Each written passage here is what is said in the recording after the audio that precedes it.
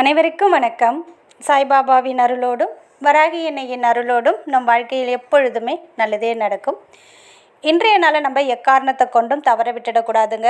ஒவ்வொரு நாளுக்கும் ஒரு தனி சிறப்பு இருக்குது. அதே போல் இந்த ஆடி அமாவாசை பார்த்திங்கன்னா தெய்வ ஆற்றலும் பிரபஞ்ச ஆற்றலும் நிறைந்த ஒரு நாள். இந்த நாளில் செய்யக்கூடிய வழிபாடு பூஜை முறைகள் எதுவாக இருந்தாலும் அதை இன்றைய நாளில் செய்யும்போது அது நமக்கு 1000 மடங்கான பலனை தரக்கூடியது. அதுவும் இன்று இரவு வரக்கூடிய இந்த பர்டிகுலர் நேரம் ரொம்பவும் விசேஷ பலனை தரக்கூடியது. தெய்வ ஆற்றல்கள் நிறைந்த நேரம், பிரபஞ்ச சக்திகள் நிறைந்த இந்த ஒரு நேரம் நீங்கள் சரியாக பயன்படுத்தினீங்கன்னா உங்கள் வாழ்க்கையில் நல்ல ஒரு முன்னேற்றத்தையும் நீங்கள் கேட்டதையும் கொடுக்கக்கூடியது. 16 செல்வங்களும் உங்கள் இல்லத்தில் நிறையக்கூடிய அமைப்பையும் ஏற்படுத்தி தரக்கூடிய அற்புதமான நேரம். இந்த நேரத்தை எக்காரணத்தை கொண்டும் தவற விட்டுடாதீங்க. இன்றைக்கி 3 விஷயங்கள் நம்ம பார்க்க போகிறோம். இந்த 3 விஷயமும் மிகவும் எளிமையானது தான், உங்கள் அனைவராலையும் செய்யக்கூடியது தான். முதல்ல சொல்லக்கூடிய இந்த ஒரு விஷயம் என்ன அப்படின்னு பார்த்தீங்கன்னா, உங்கள் வாழ்க்கையில் இருக்கக்கூடிய தடைகளாக இருந்தாலும் சரி, கஷ்டங்களாக இருந்தாலும் இல்லை, ஏதாவது ஒரு கண் திஷ்டி, ஏவல், பில்லி, சூனியம் இருக்குது, கிரகங்களால் ஏதாவது ஒரு பிரச்சனை இருக்குது அப்படின்னும் போது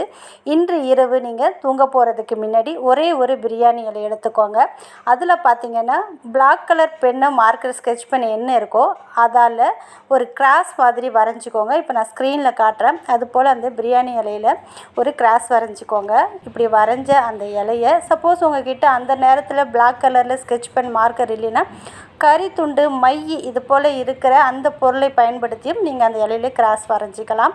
இப்படி கிராஸ் வரைஞ்ச அந்த இலையை உங்களுடைய இடது கையில் வச்சு வலது கையால் மூடி, என்னுடைய வாழ்க்கையில் இருந்த கஷ்டங்கள், துயரங்கள், உங்ககிட்ட என்னென்ன எதிர்மறை சக்திகள் இருக்கோ உங்களுக்கு தெரியும் இல்லையா, இது அனைத்தும் என்னை விட்டு நீங்கி விட்டது அப்படின்னு ஒரு நிமிஷம் அந்த இலையை உங்கள் கையில் வச்சு நீங்கள் சொல்லி முடிச்சுட்டு அந்த இலையை எரித்து அதை ஏதாவது கால்படாத இடமா பார்த்து போட்டுடுங்க. யாருக்காலும் படாத இடத்துல அது ஓரமாக போட்டுடுங்க. இந்த வீட்டில் இருக்கிற அனைவருக்காகவும் நீங்கள் செய்யலாம். ஒரே ஒரு பிரியாணி இலையில் கருப்பு கலரில் இருக்கக்கூடிய மார்க்கரோ, ஸ்கெட்ச் பென்னோ, மை இருந்தால் அதால் ஒரு கிராஸ் வரைஞ்சி நான் சொன்ன அஃபர்மேஷனை சொல்லி நீங்கள் எரிச்சிடுங்க. இன்றோடு உங்களை பிடித்த அனைத்து கஷ்டங்களும் நீங்கும்.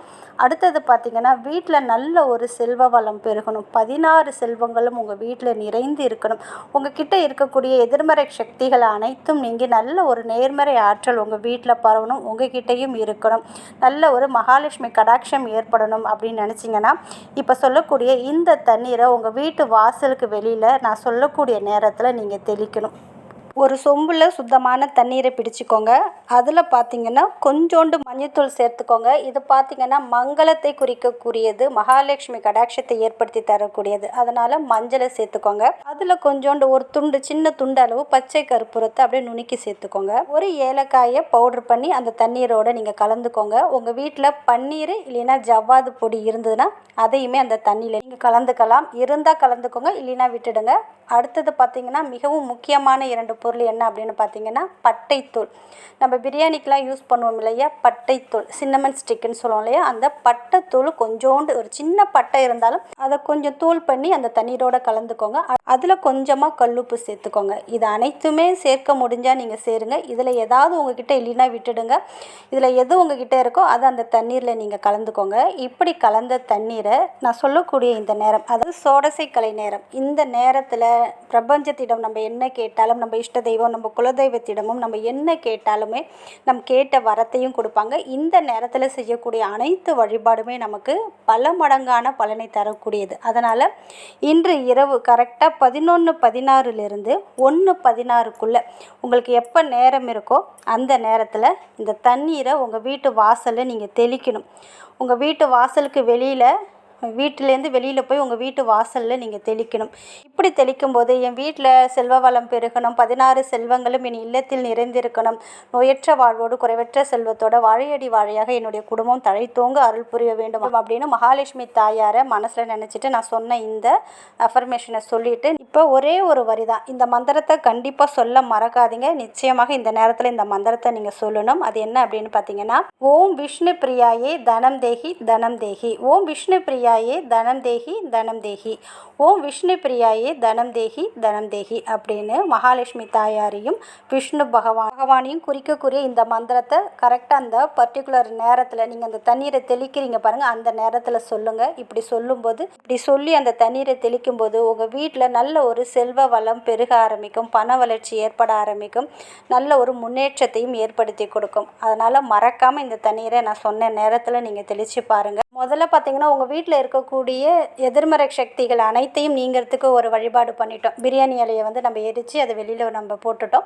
அடுத்தது உங்கள் வீட்டில் நல்ல ஒரு பண வரவும் செல்வ வளமும் 16 செல்வங்களும் உங்கள் வீட்டில் நிறையணும் அப்படின்றதுக்காக நான் சொன்ன இந்த பண ஈர்ப்பு தண்ணீரை நம்ம வீடு முழுக்க தெளிச்சிட்டோம். மூணாவது, நீங்கள் இதெல்லாம் செஞ்சு முடிச்சுட்டு நம்ம தூங்க போகிறதுக்கு முன்னாடி நம்ம வீட்டு கதவை சாத்திட்டு தூங்க போவோம் பாருங்கள். அப்போ என்ன பண்ணுறீங்கன்னா, ஒரு வாழை இலையோ வெற்றிலையோ இல்லை ஏதாவது ஒரு தாம்பலத்தட்டு இல்லை சில்வர் தட்டு இல்லை மண் தட்டு எது இருந்தாலும் அதில் பார்த்தீங்கன்னா கொஞ்சம் பச்சரிசியை மிக்ஸியில் நீங்கள் அடிச்சுக்கோங்க. அப்படியே ட்ரையாகவே அடிச்சுக்கோங்க. அதில் பார்த்தீங்கன்னா நாட்டு சக்கரை இல்லைன்னா வெல்லம், ஜீனி வைக்கக்கூடாது, நாட்டு சக்கரை இல்லைன்னா வெல்லம், இது இரண்டையுமே நல்லா மிக்ஸ் பண்ணி நீங்கள் உங்கள் வீட்டு வாசலுக்கு வெளியில் இந்த உணவை நீங்கள் வீட்டு வாசலுக்கு வெளியில் வச்சுடுங்க. வெற்றிலையில் வச்சாலும் சரி, வாழை இலையில் வச்சாலும் சரி, உங்கள்கிட்ட ஏதாவது இலை இருந்ததுன்னா அதில் வைக்கலாம், இல்லைன்னா ஏதாவது ஒரு தட்டில் வச்சு வீட்டு வாசலுக்கு வெளியில் கொஞ்சமாக வச்சுடுங்க. இது பார்த்திங்கன்னா நம்மளுடைய முன்னோர்கள் அமாவாசை இரவு நம்ம இல்லத்திற்கு வருவதாக ஐதீகம். அது மட்டும் கிடையாதுங்க, நீங்கள் வைத்த அந்த உணவை எறும்புகள், பூச்சிகள், பல்லிகள் அனைத்தும் அந்த உணவை சாப்பிடும். இது பார்த்திங்கன்னா தேவர்கள் முன்னோர்களுடைய உருவில் வந்து அவங்க சாப்பிடுவாங்க அப்படின்னு சொல்லப்பட்டிருக்கு. இப்படி அவங்க சாப்பிடுவதன் மூலமாக நமக்கு கோடி புண்ணியம் கிடைக்கும், பித்ரு தோஷங்கள் நீங்கும், முன்னோர்களுடைய ஆசீர்வாதம் நமக்கு கண்டிப்பாக கிடைக்கும். அதே போல் அமாவாசை இரவு நம்மளுடைய சமையல் அறையில் இரவு தூங்க போகிறதுக்கு முன்னாடி ஒரு சுத்தமான பாத்திரத்தில், அதாவது நான்வெஜ் சமைக்காத ஒரு பாத்திரத்தில் சுத்தமான தண்ணீரை பிடிச்சி அதை வந்து நம்ம அடுப்புக்கும் பக்கத்தில் வைங்க. அதுக்கு பக்கத்தில் ஒரு கிண்ணத்தில் ஒரு சின்ன வெள்ளை துண்டு, சீனிலாம் வைக்கக்கூடாது, நாட்டு சக்கரை இல்லைன்னா வெல்லம் இருந்தால் அதை வச்சுட்டு மூடி வச்சுட்டு நீங்கள் தூங்க போயிடலாம். மறுநாள் அந்த தண்ணீரை செடியில் ஊற்றிடுங்க. அந்த வெள்ளத்தை எறும்புகள் அதிகமாக இருக்கக்கூடிய இடத்துல வச்சுடுங்க. இப்படி செய்வதன் மூலமாக நம்ம முன்னோர்களுடைய ஆசீர்வாதம் நமக்கு பரிபூரணமாக கிடைக்கும், குலதெய்வத்துடைய ஆசீர்வாதமும் கிடைக்கும், பித்ரு தோஷங்கள் நீங்கும்,